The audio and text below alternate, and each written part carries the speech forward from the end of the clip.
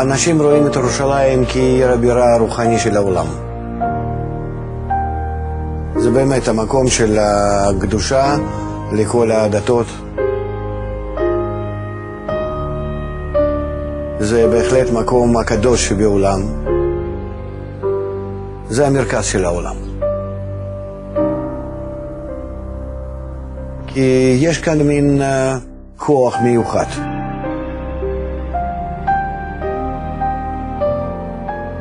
שמורגש לכל אחד בצורה מיוחדת.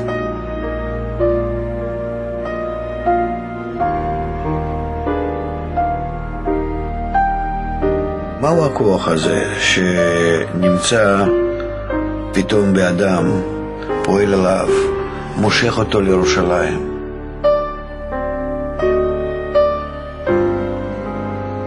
האדם מתחיל להרגיש שורש רוחני שנמצא בעיר הזאת.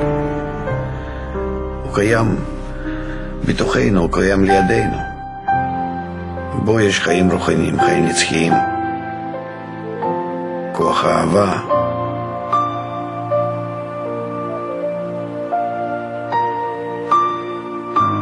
יש אבנים, יש רחובות, אבל את העיר, אותה אנחנו לא מרגישים.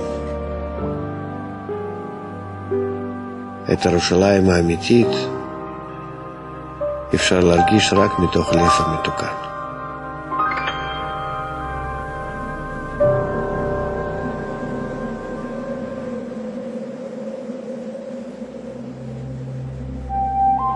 כל מה שיש לנו בעולם הזה זה יורד ומשתלשל מלמעלה למטה. ולכן יש ירושלים של מעלה ויש ירושלים של מטה. לב שהוא מלכות למעלה ויש לב של אדם למטה.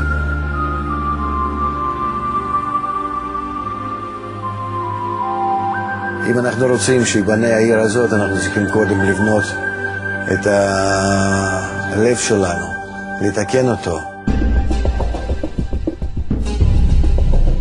מה זה הלב?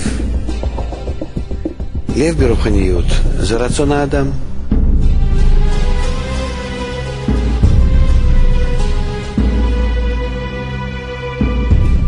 אם הרצון הוא מוגבל בזה שאדם רוצה להסתדר בעולם הזה,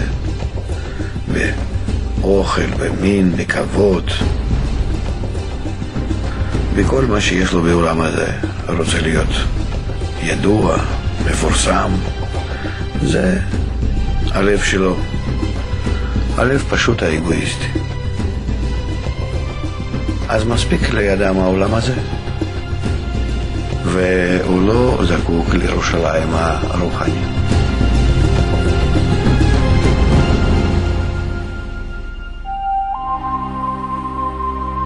ואם לא מספיק לעולם הזה, הוא מחפש ומרגיש שחסר לו, אז הוא משתוקק לעלות מעל העולם הזה, להרגיש עולם הרוחני, ואז הלב שלו משתוקק לתיקון.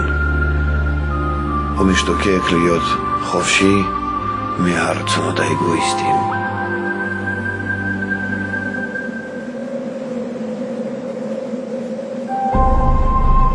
זה לא נעשה בבת אחת.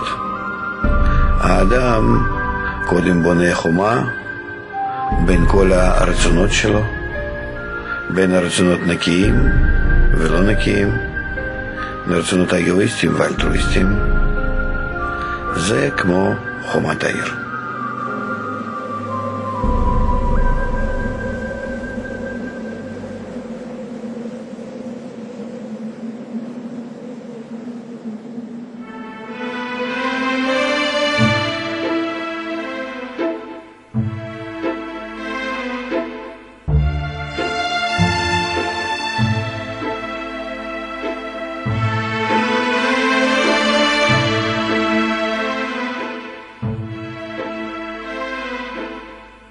החומה שנמצאת סביב העיר היא שמירה.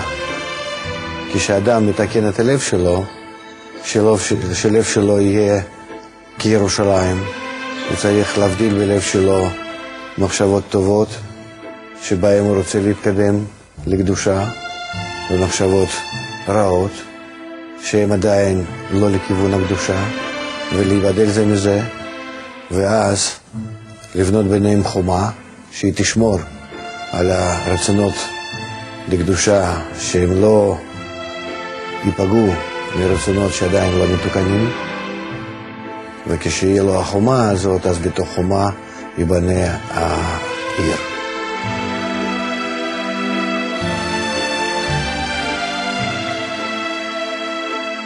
זו עבודה קשה, לחלק ולהבדיל בין הרצונות, מפני שהאגו שלנו כל הזמן לוחץ ומסדר אותנו. הוא מקפיץ את האדם, הוא מעורר בו רצונות יותר ויותר גדולים, וכאן העיקר לא להישבר. חייבים לשמור כמו על הפרח מיוחד, על הרצון גדול לרוחניות. צריכים להיות כמו עיוור, לא לראות, לא לשמוע לעצות ההגיוניות האגואיסטיות.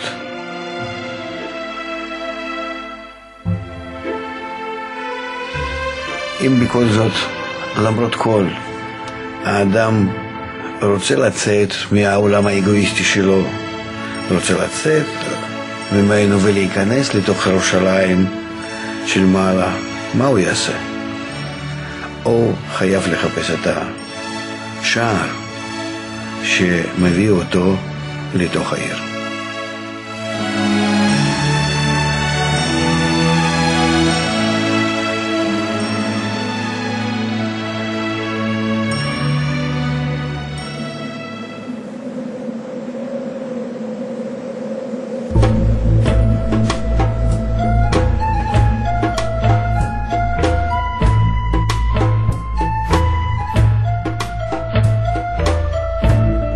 שערי העיר זה נקרא מקום שאם אדם עושה כנגד התכונה הזאת שנקרא שער, תיקון שלו, שהוא מגיע להשתוות הצורה עם התכונה המיוחדת שנמצאת בכל החומה, אז נפתח הפתח והוא נכנס.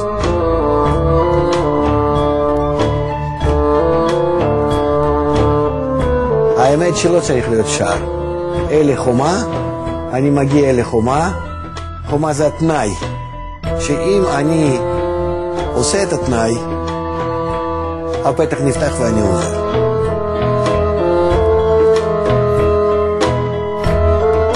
אבל בכל זאת, מפני שיש הרבה תנאים סביב העיר, כי עיר זה מכלול של הרבה רצונות, אז ישנם נקודות, היינו תכונות מיוחדות.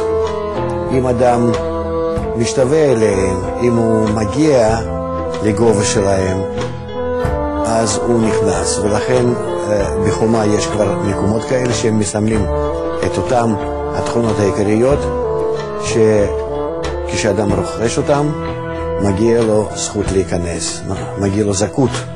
מסך מקבל בהתאם לחומה, כחומה זה מסך, אז מקבל אותו מסך ועובר לתוך העיר.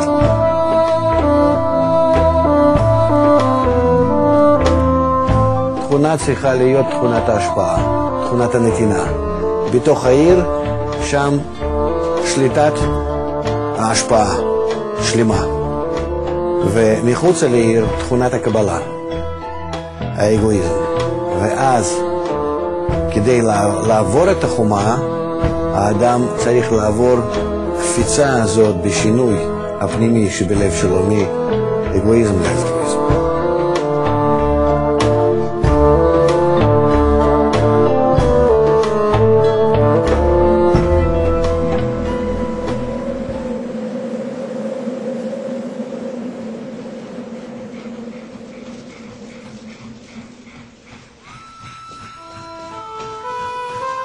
הדרך שבה אתה מתקרב לירושלים הרוחנית, אלו הטעויות, הבלבולים, הרגשות של ייאוש, חוסר כוח. זה כל אותם המצבים שאתה מרגיש שאתה מתקדם ועוזב, ובכל זאת הולך בהם ומתקן. זה מה שנקרא להתקדם ולהתקרב לקראת ירושלים.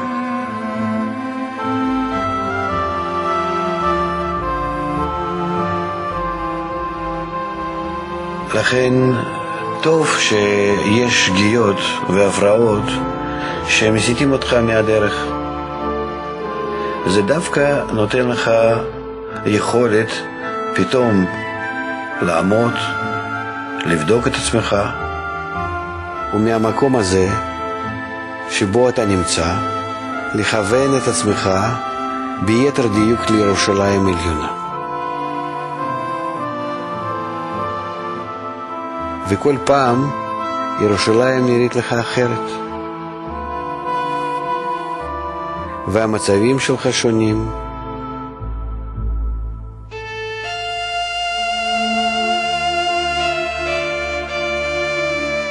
אבל דווקא מכל הצורות ומכל המקרים השונים האלו נפתחת לאדם העיר העליונה.